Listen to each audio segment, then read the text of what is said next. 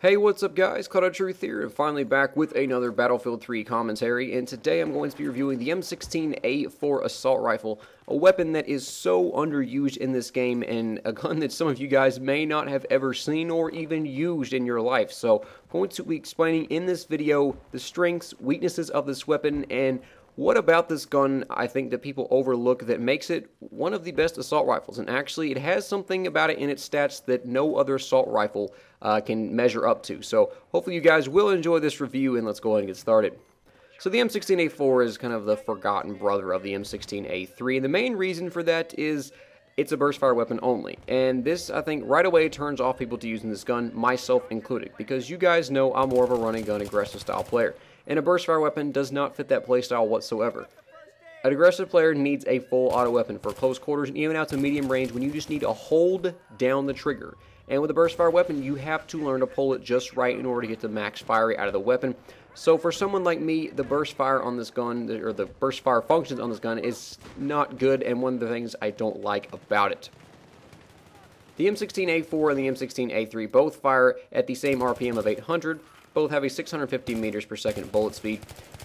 Both these weapons have the same exact damage stats as with all the other assault rifles in Battlefield 3, excluding the G3A3. Both have a .26 vertical recoil and a 2.5 first shot multiplier. Another difference between the M16A4 and the M16A3 is their horizontal recoil. The M16A4 has got a .3 pull right and a .075 pull left, whereas the M16A3 has got a .4 pull right and a .1 pull left.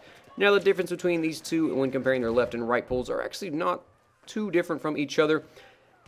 Obviously, both weapons are going to pull heavily to the right, but the M16A3's got the difference between the two is slightly larger than that of the M16A4, but overall, you're not going to notice too much of a difference in-game when using these weapons. So here is where the M16A4 actually pulls ahead of the M16A3, and that's its accuracy. It's tied with the G3A3 for the best standing still aiming down sights accuracy among all assault rifles, with a spread of only 0.1, whereas the M16A3 has got a spread of 0.2. Now it doesn't seem like a lot, but sometimes that can mean the difference between getting a kill or not. So what does the M16A4 do better than any other assault rifle? Well, that's its accuracy while looking down sights while you're on the move. It's only got a spread of 0.5, whereas the M16A3 has got a spread of 1.0. That is some pretty freaking good accuracy. And the two closest guns in the assault class to the M16A4's that stat in that category is the F2000 and the L85A2, which both have a spread of 0.7. So how can you really take advantage of this? How can you really take this stat and make it really shine and show with the M16A4? Well, that's by putting a heavy barrel on this gun. Putting a heavy barrel on the M16A4, you increase its accuracy to that past the SKS, the M417, and almost even with the Mark 11 and the SVD semi-automatic sniper rifles. This is some pretty crazy accuracy when talking about an assault rifle, and that's something that I think a lot of people don't realize about this gun, just how accurate it can be.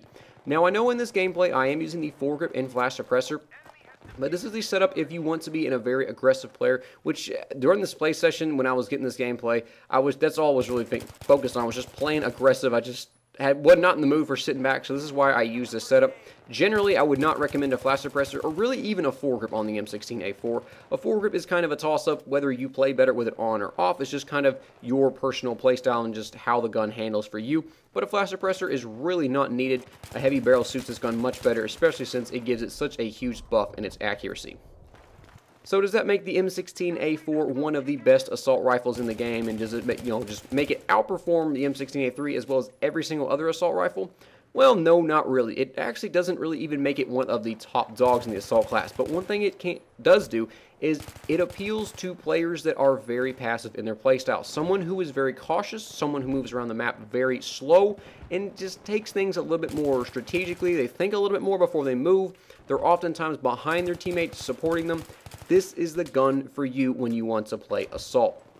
Now, you can use something like the AN94 that also works very well, but I found that the M16A4 actually works a little bit better. It's just so freaking accurate with the heavy barrel on. That's something that no other assault rifle can say, that it tops the M16A4's accuracy. This is the most accurate assault rifle while on the move when you're looking down sights with the heavy barrel on, and it's almost that of the semi-automatic sniper rifles in the game like I mentioned before.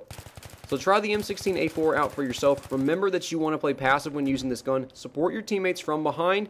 Make sure that you're, of course, as a medic, always giving them the revives. But once again, guys, this weapon is not for a running gun aggressive style player. It's for someone that wants to take it slow. So try that out when using this weapon, and I hope you guys have enjoyed this review. I'll be getting another weapon comparison out for you all very soon, and I'll talk to you later. Have a good day, guys.